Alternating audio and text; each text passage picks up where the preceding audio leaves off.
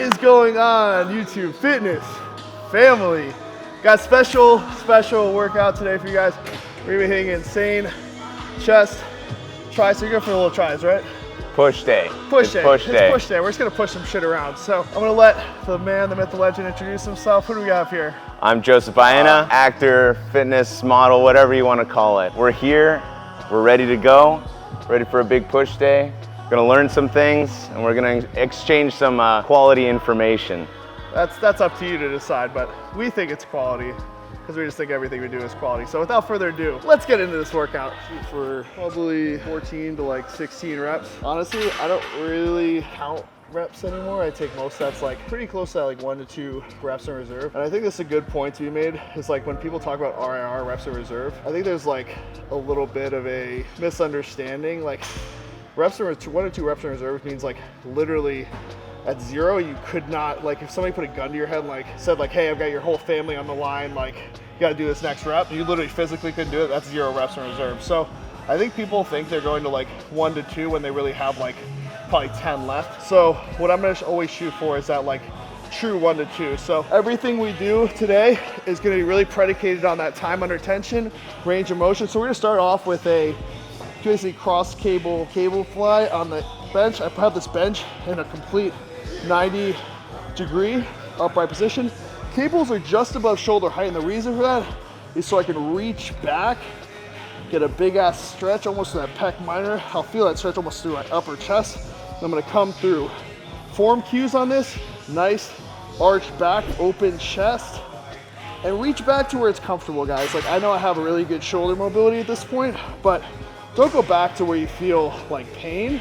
And you should be going really light on these to start, to really feel like you're getting that mind muscle connection through the chest. He said really light, but he's starting off with the 90s. Relative, right? Full disclosure, we did do a warm-up set for that intro so we could look nice and juicy. Something light. Sheesh. Filling it up. The other really good thing about a chest fly on the cables is there's convergence in the middle. So that vector of force is coming from out to in. So as opposed to, let's say, a dumbbell fly, where you're what's called stacking the joints at the top of the rep. So when you do a dumbbell fly, you pretty much have no tension in your chest because you're stacking. You got hand, elbow, shoulder, so that gravity is going straight down. You got no tension in the chest. Now the vectors of force on cables, as you'll see here, when he sits, if he makes it, if I can get it over. If he makes it, there we go. It's the hardest part of this exercise. So you can see when he comes into the middle of that rep, the cables, the vector force is coming from out to in. So he's still got really good tension in the chest in the middle of the rep at that peak contraction. So that's why I tend to prefer cable fly variants over dumbbells, because of that very fact that you now, get. Do I want to point down, up? So doesn't matter, straightforward? If you're gonna go more up, you're really gonna target that upper chest. If you wanna go more mid on this, then you're gonna go more down and in. And I'll show you another variant as well that's really good. Really filling up here. So set number 1. Right. Something light. It is not. What are you at? Let's just go, keep it at 90, 220? that's perfect, yeah, 220. Fucking stack it out. Stack it. So walk me through, like with your training, like how do you structure? Is it very like methodical in the sense of like, you know exactly what you're gonna do and what rep schemes every single day? Do you use an app? How do you structure your training usually?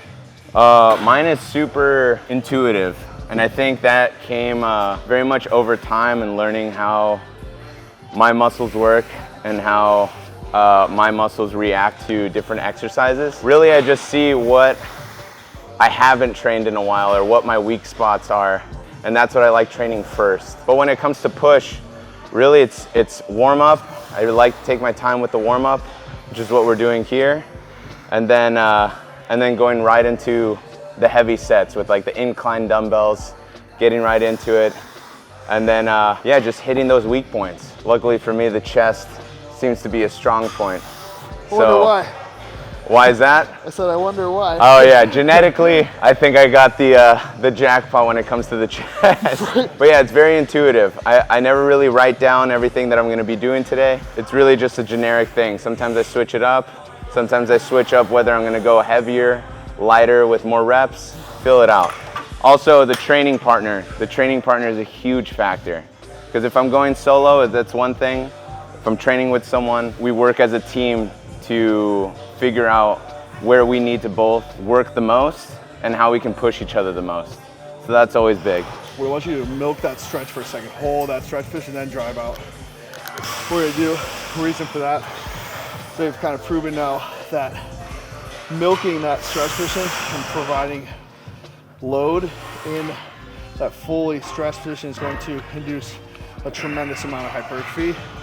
So if you can get comfortable there and then drive consciously through the chest, it's going to really help to obviously fill the tissue, increase motor recruitment through the entire chest, and also keep you longer and healthier. Because if you train long and hold those pauses, it's almost like you're inevitably opening up that tissue as you train. Good. On the last one of this variant, I want to go all the way to the back and hit 3 to 4 partial reps. So still slow, just halfway out. There you go. 2. One more. Push it. How's it feel? That's good. Good. That is really nice. I'm gonna drop this down. Might have to take the pump cover off in a little bit. It seems like it's almost ready. It's almost that time. It's almost that time. What determines when the pump cover comes off? Is there a number? I think it's a feeling. It's a feel. You just I think know? it's a feeling when you just Like know. when you know, When you know the muscle is just filled up, it just feels juicy. Then you say, all right, it's time. Hey, it's time. Second variant, we've dropped the handles down a little bit. This is gonna be a little bit more of a low to mid. So we're almost gonna scoop underneath. Big stretch, reach out for it. And then go hands low and in. Get the scoop. It's all about the scoop. Scoop and score. Stretch, reach, drive. That feels all the way through. Low, nice. mid, especially on the pec minor here, and then all the way through the upper chest on that squeeze. So it's another principle I use a lot. It's almost like a pre-exhaust exhaust, so I get really good tempo reps for like, say we're 7 to 10. And then once I get there, the fatigue is really built up, hypoxicity, and that's when I'm gonna start driving through a little bit faster, still within control, but it allows me that kind of like fatigue to build up, and then firing through. It's almost like a drop set in the sense of not dropping the weight, but by increasing the pace, I'm able to hit more reps at the end of the set, drive a ton of hypertrophy towards the end there. There you go. Okay, now speed them up. Let's go. Straight through. Good. Give me 5 more. 4 more. 3 more. Let's go. 2 more. Last one. Come on. Big pump. Drive. Good shit. How has it been like finding your way into the acting world? Has it been like a tough transition, or has it come natural to you? I mean, acting's always been like a dream job of mine. How every kid kind of has that dream job of being a firefighter, astronaut, whatever. I've just always been so inspired by films and different actors that that's always been something that I wanted to do. And so getting into it, it's hard. I mean, it's a super difficult industry to blow up in, and I'm still working at it. But it really comes to finding the right coaches that you can work with, learn from, get into these different characters, and put yourself on screen, on film, on camera. Getting comfortable in front of the camera is tough, but it's all practice. That's what it is. Yeah, I think that's definitely the key. Is we're finding your craft, finding good people to help you obviously understand what it takes to put across the right character on screen. And then just like fucking practice, because people ask me, oh, how can you like talk through your sets and talk about fucking hypoxicity, stretch media, hypertrophy while you're pushing close to failure? I'm like, oh, been doing it for so long now. Yeah. There we go. Come on.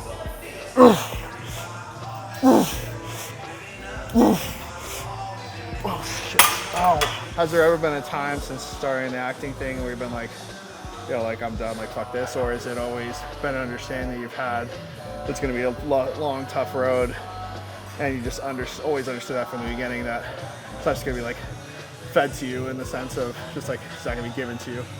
I think it's been, I don't think I've had a moment where I said, screw this, I'm done with it, because I know it's such a difficult industry to get into. There's so many variables that go into becoming a big actor and getting good roles. And so I just know that for myself, I need to work hard and put the reps in to becoming as good of an actor as I can be. And besides that, I would say the hardest part of going into film and acting is accepting the rejection.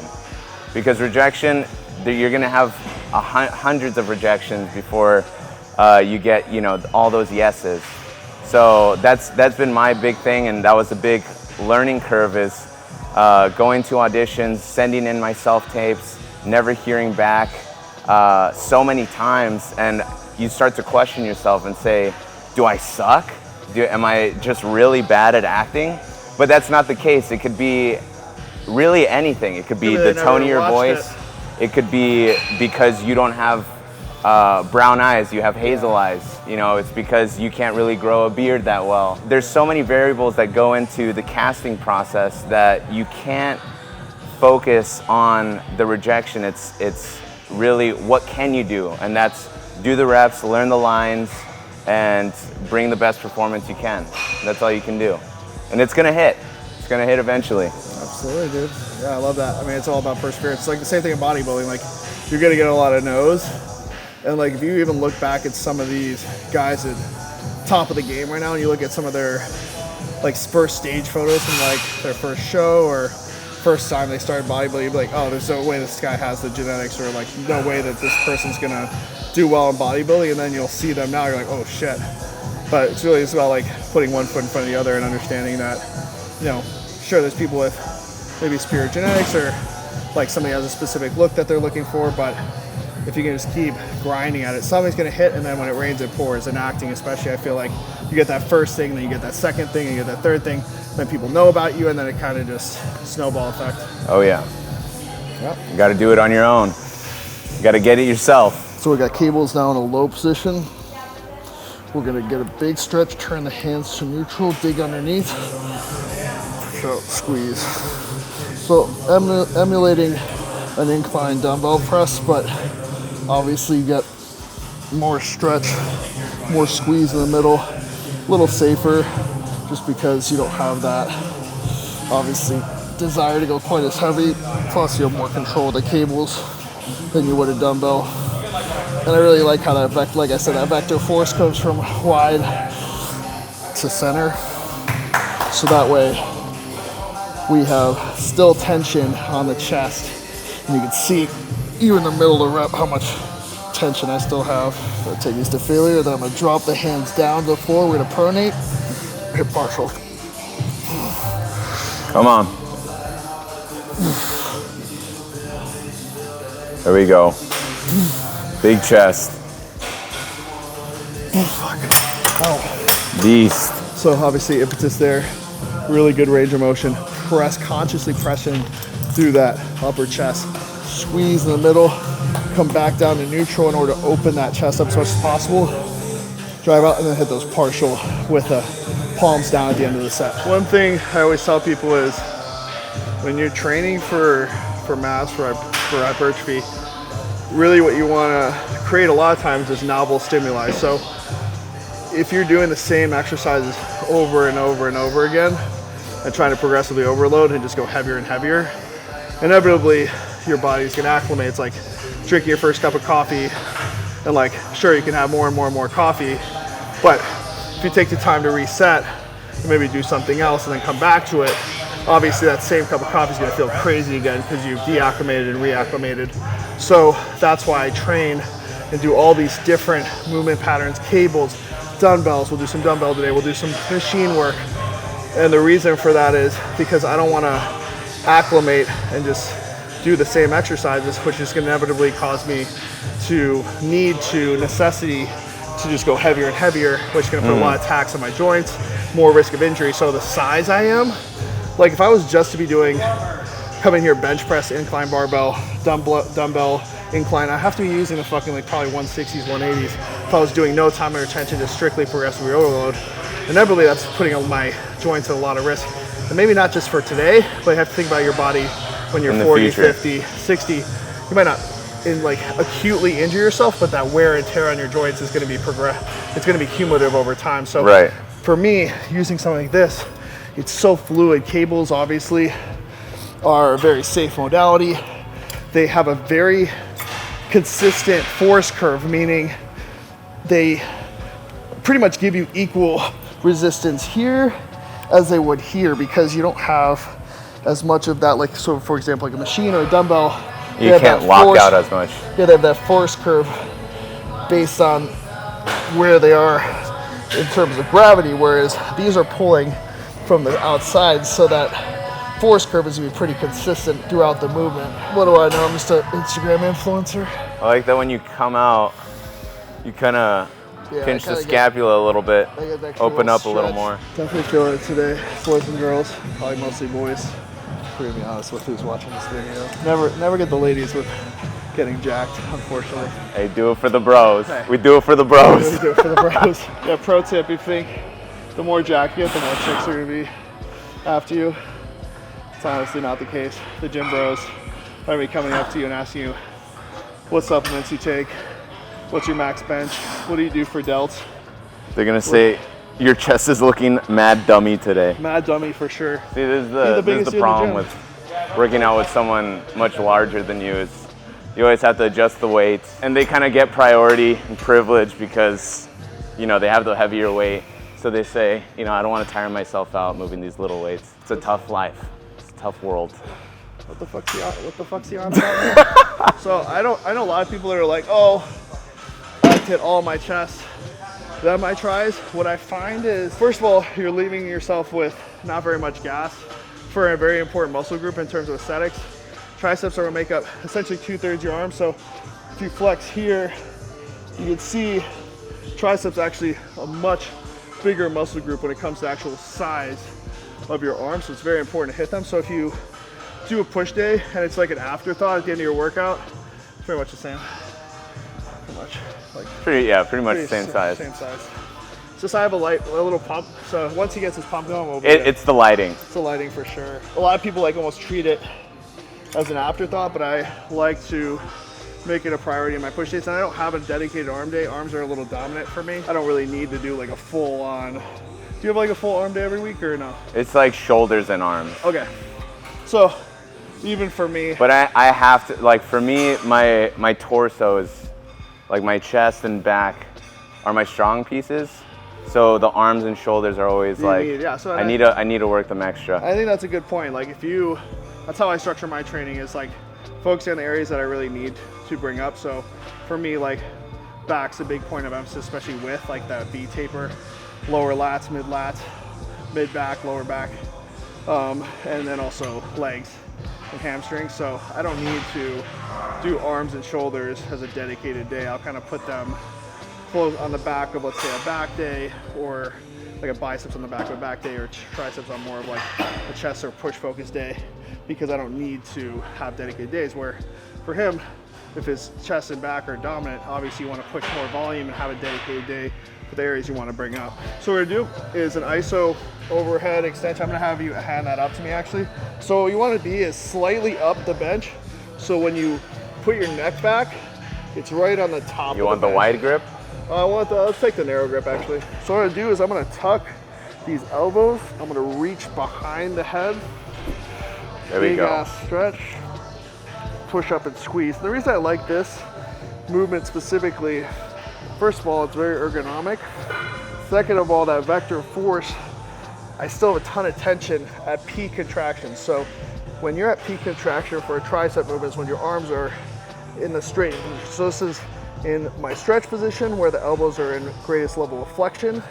And when I push out and squeeze, that's when they're going to have the greatest peak contraction. So what I'm doing with that vector of force is coming from behind me. So as opposed to a skull crusher or dumbbell overhead where that vector of force goes straight to the floor, here it's coming from behind me. So I still have a ton of tension on the triceps here, the top of my rep. It also provides a really good stretch behind the head. And anytime you get that really nice elbow flexion, it's gonna give you a ton of stretch to the tricep, which inevitably more motor recruitment, more growth.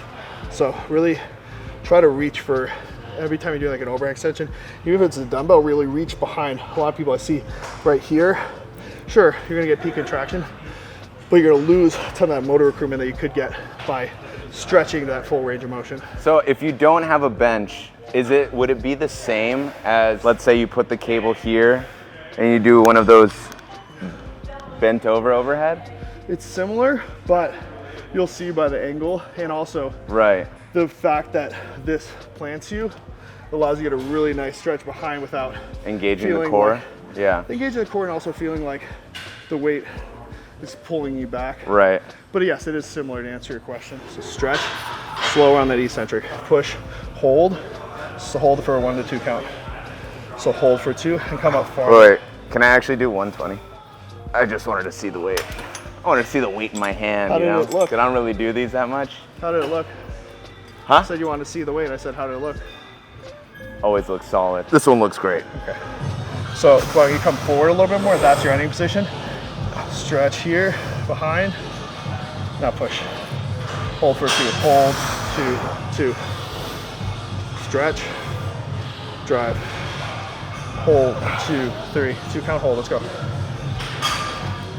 Hold, 2, 4. Hold, 2, 5. Hold, 2, 6. 2 more with the hold, and we'll just speed them up. Hold, 2, 7. Hold, 2, 8. Now you can go for it.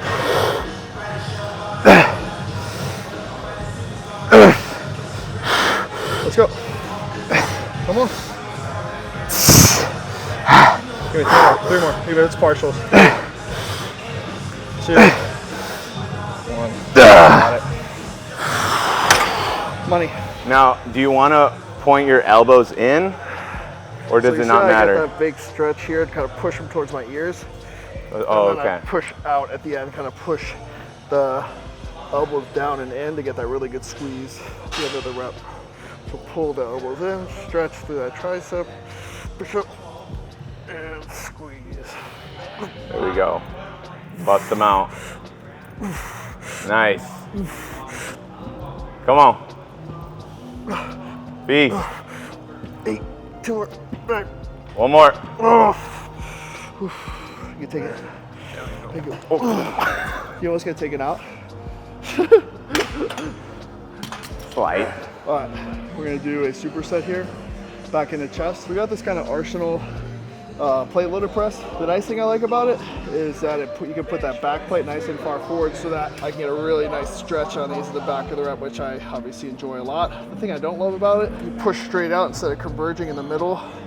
I think they could have designed it better where that angle actually goes closer to the middle, so when you press in, you can get better squeeze. But where I do like it for that range of motion and just obviously the safety of it. It's just like really a very low risk of injury here. Push up, big squeeze. Drop those elbows to about a 45 degree. Stretch, drive through, squeeze. I have my hands a little hot, like wider on the handles here too to get as much chest engagement and stretch as possible. So I'm gonna go 12 to 15 here, and then we're gonna do a superset with a body weight deficit push-up. So I'm gonna go right from these, and instead of hitting like either partial or failure reps here, I'm gonna save my juice for these deficit push-ups. Save the juice. Gotta save the juice. There we go. One more. Let's go. Beast. So now fatigue's already pretty built up. So I have these dumbbells really wide. We're both a little taller, so we don't want these to be narrow to get more triceps.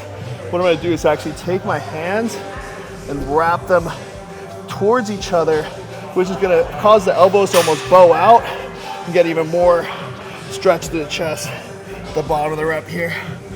So that stretch is super intense. Push consciously through the chest, squeeze.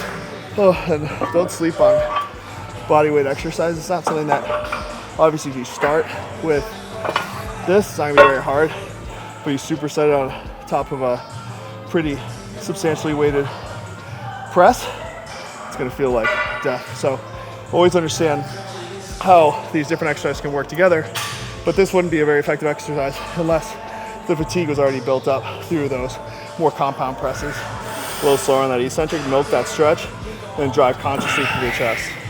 Slow, milk the stretch, push. Good. Nice. Oh yeah. There you go. You have about 20 seconds. Just so wide. Gotta squeeze through. Just can't even get out of the fucking machine now. So jacked. All right. How many did you do? Failure. Yeah, but how many was failure for you? For me, it was like 8 to 10. Bruh. So super Gotta slow get negative, 10. super slow, slower. Pause on the stretch for a 2 count, then push consciously through the chest. Okay, I'm not getting 10.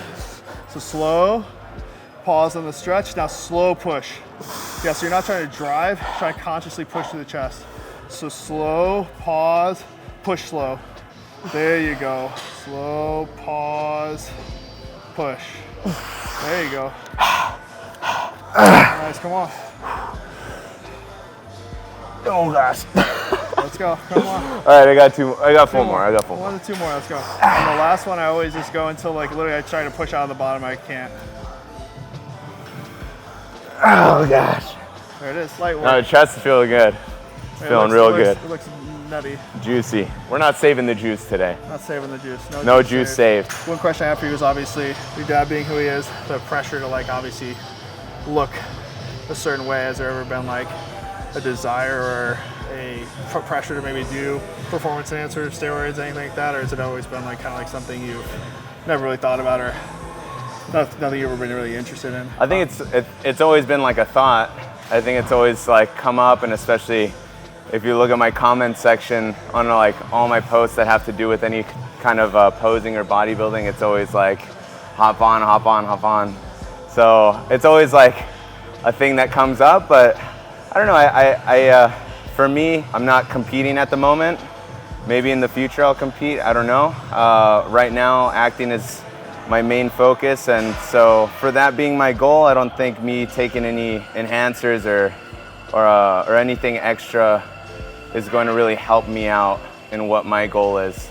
So holding back for now, and from taking anything, and I'm just working on training hard, making sure that I'm staying healthy and looking the best I can, especially for these movie roles. And yeah. Do you think with like the size you've already accumulated, it's almost like pigeonholing you already because you already do have a good amount of muscle on you, or do you think that like holds you back from playing certain roles, or do you think that you're still within a size range that's you can pretty much fit most roles? I think I can fit a lot of roles, but it definitely does bring me back from playing a lot of roles that I would like to play. For example, I was offered to be in like a cycling movie, to be like a bike racer, but I'm too large, too large, especially in the upper body, because their legs get big, large, but yeah.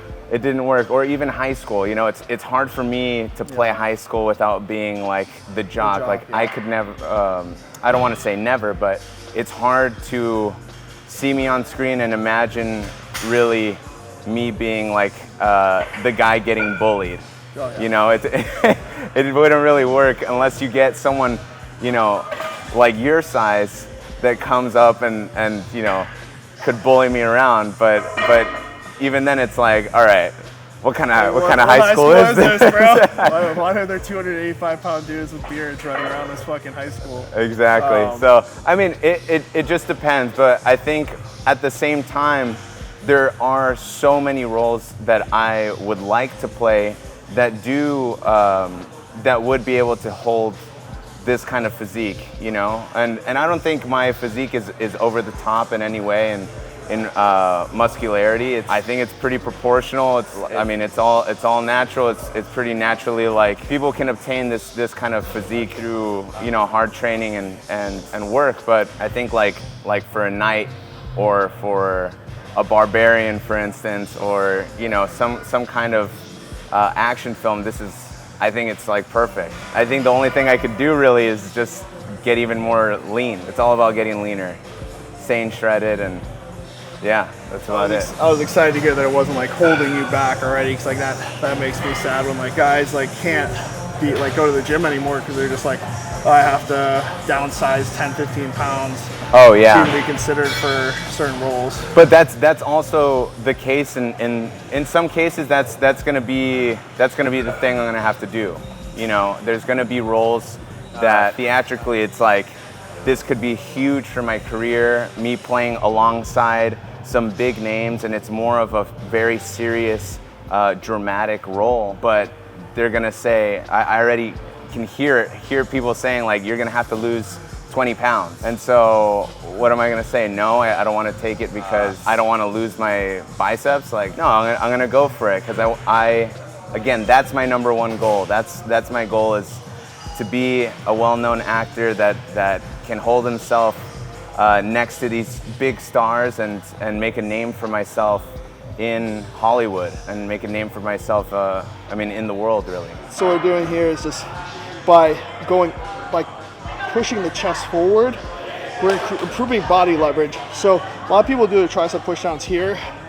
Inevitably, you're two things: limiting your range of motion, so you can't get as much elbow flexion. You're pulling back as much as you're pushing down, so you're getting a lot of rear delt and lat engagement. Whereas I'm here, I get more elbow flexion, and I get to keep leverage over it. So I'm not using rear delt; I'm using my body weight. So this is what I like to say: stay on top of the weight, increasing the impetus on the tricep. Look at the croissant and the baguette. You see the croissant and the baguette? Some people like to call it the horseshoe. But we're artists here. We're artists. So leverage over it, push down, hold for a 2, slower on that eccentric, hold, slower on the eccentric. So let's go 2 on the hold, 4 on the up. 2, up, 2, 3, 4. Hold, 2, up, 2, 3, 4. There you go. There it is. It's a very nice croissant. So one of the other forms to use, I tell people, is instead of taking, for those failure reps, instead of taking momentum from the elbows, meaning here, unlocking and going like that, which you weren't doing that. Keep those elbows tucked and take momentum from the hips. So here, you see that I keep tension in the tricep. Right. I'm not unlocking. Once you're here, the tension's out of the tricep completely, and now you're holding on with the lats. Whereas if you're here, and I take a little bit of momentum from here,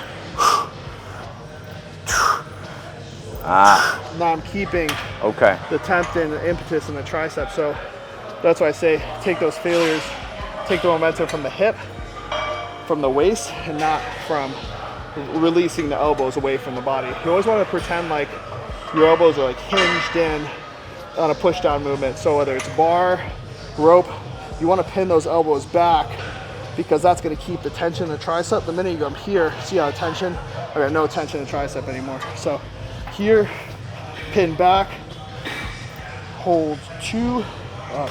Last one I'm going to do is basically almost like a stretch rotation fly. It's called around the world. One of my favorite finishing movements, just because it's really therapeutic to open up the chest at the end of your training session and drive kind of that finishing hypertrophy. So we're going to dig back for it, internally rotate down to basically the pockets of your pants right above on the top of your quads. You're going to look it in, rotate back. You're going to reach back as far as is comfortable, and then internally rotate. So this is a really good one to finish out for chest, just because so much time under tension, but also really good stretch to fascia. Everything's a little tightened up because we've been training it, filling with blood, so this is allowing it to really open up at the end of the workout, keep us nice and long and healthy. So start in the stretch position of fly.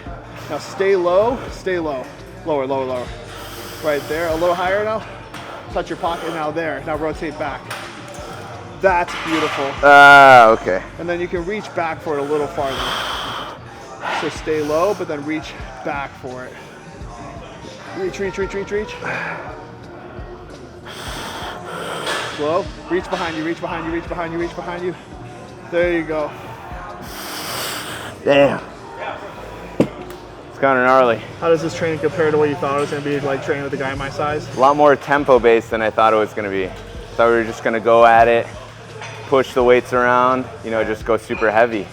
But this was a little more mental, it was a little more focused, and a lot more isolating on the pec. It's great because it's a total switch up from what I'm usually used to doing. And so like you were saying at the beginning of the videos, shocking the muscle, switching it up, and that's how you really grow, is not letting your muscles get used to the same old routine that you've been doing. So this is perfect. This is exactly what I needed. All right, well, thank you guys for watching this epic chest workout.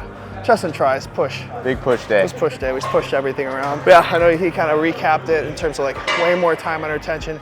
Do you feel like for you, this is some stuff that you might start implementing more as opposed to maybe just like coming around and doing the same?